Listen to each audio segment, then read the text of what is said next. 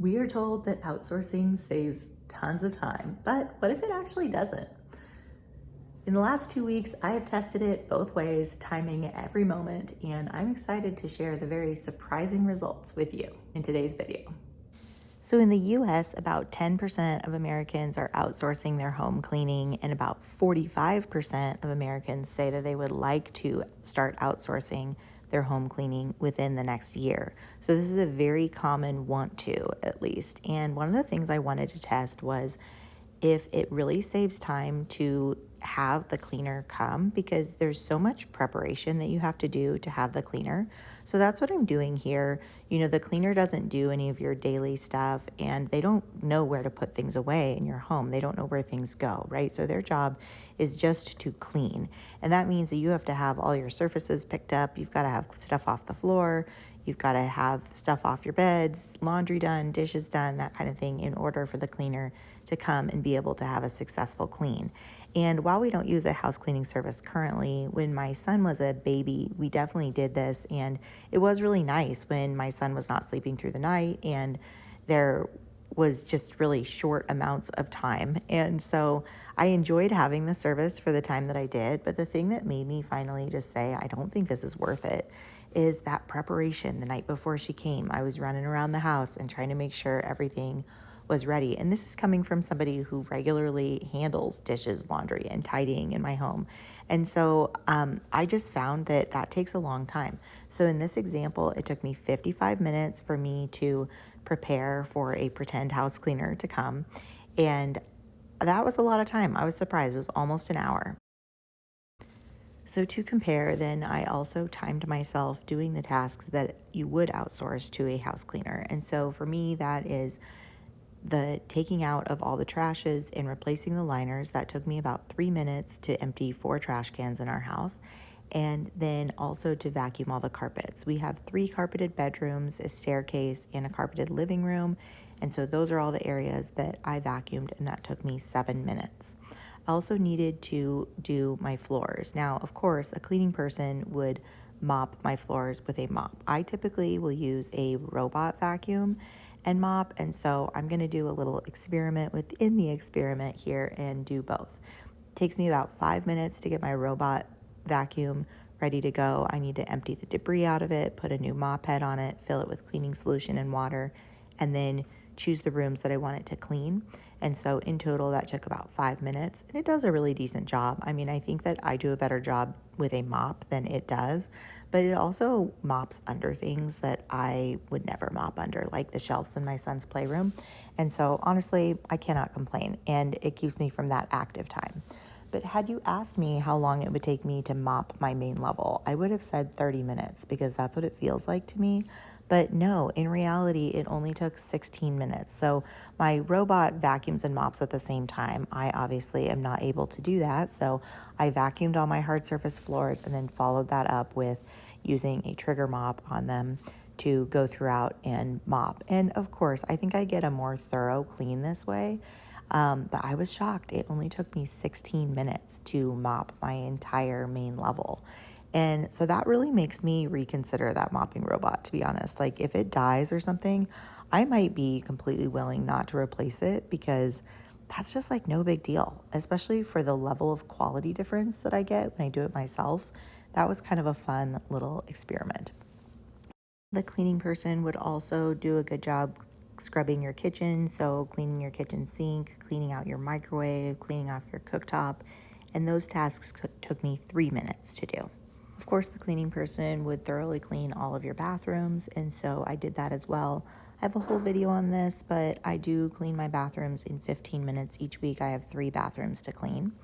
And so it's a fairly thorough clean. I clean like my mirrors, my countertops, the sinks, the toilets, do my floors, and then scrub the tub or shower surrounds. And so I do all of that in about 15 minutes. And I don't know if all cleaning people do this, but we had our bed sheets changed by the cleaning person when we used to have one. And so we have 2 beds that needed the linens changed on. And so I just put fresh sheets on them and then put the duvets and the coverlets back on. And to do 2 bedrooms, that took me 7 minutes.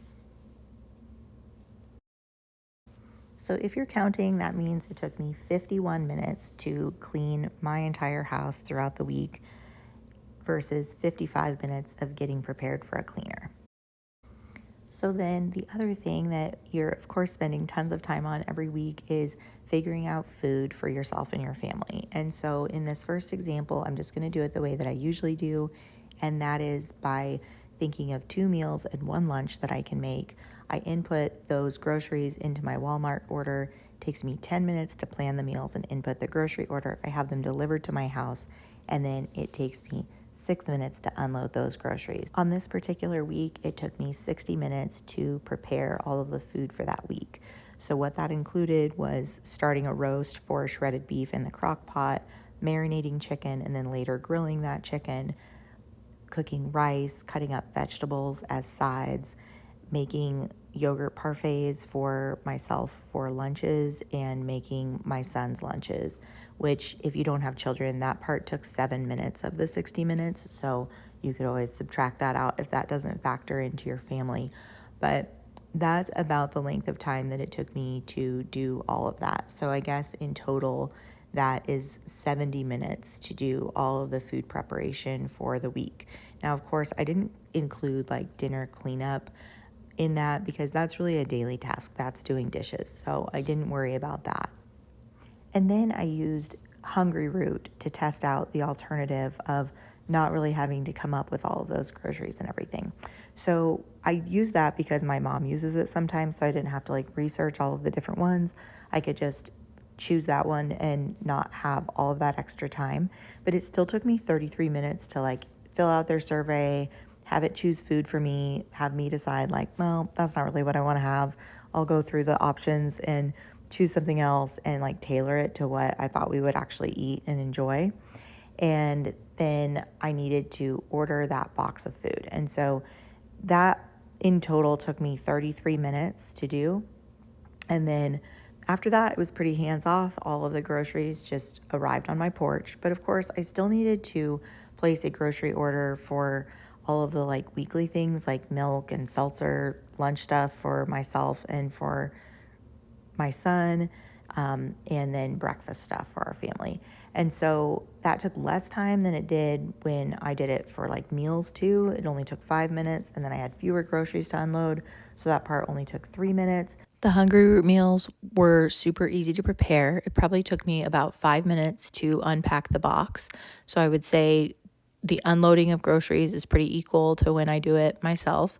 And then I will say that the preparation of this food took less time than my usual preparation. So I spent a total of 35 minutes prepping these meals. There's a lot of packaging, so you have to be kind of on board with that. But as long as you are, then this is definitely a good time saver.